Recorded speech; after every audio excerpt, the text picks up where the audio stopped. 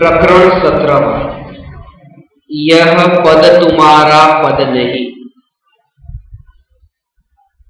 रागादि भाव परपद है और चैतन्य स्वभाव स्वपद है।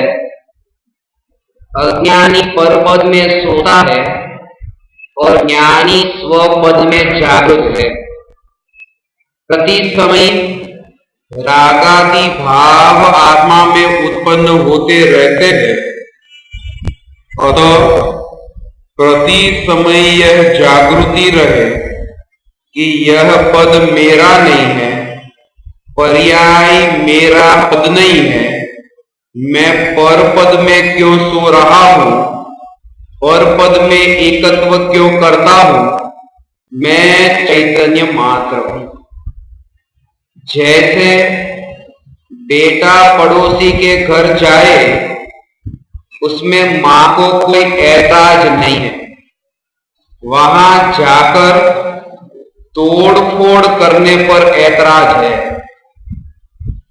इसलिए मां अपने बेटे से कह देती है कि अब तू पड़ोसी के घर जाएगा ही नहीं।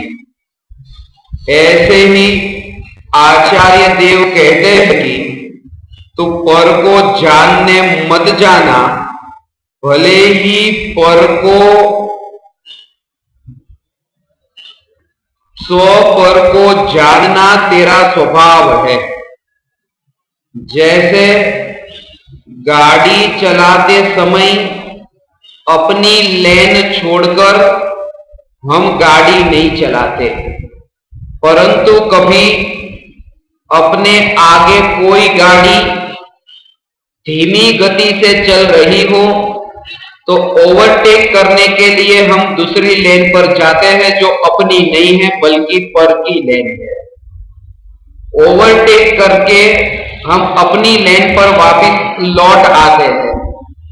ऐसे ही ज्ञानी स्व को जानते हैं, परंतु कर्मोदय के निमित्त से पर को जानने की स्थिति आए तो भी पर को जानकर अतिशीघ्र गति से पर से हटकर स्व को जानने लगते हैं।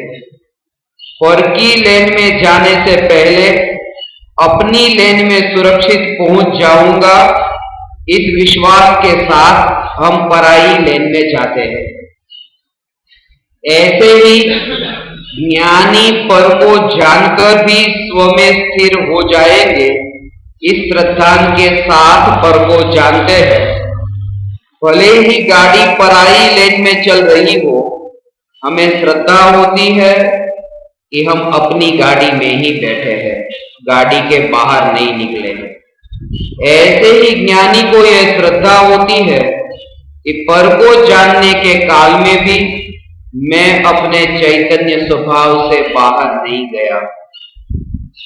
ज्ञानी श्रद्धा की प्रत्येक पर्याय में मंगल सूत्र पहनकर चलते हैं, इसलिए ज्ञानी पर में जाकर भी पर में नहीं जाते।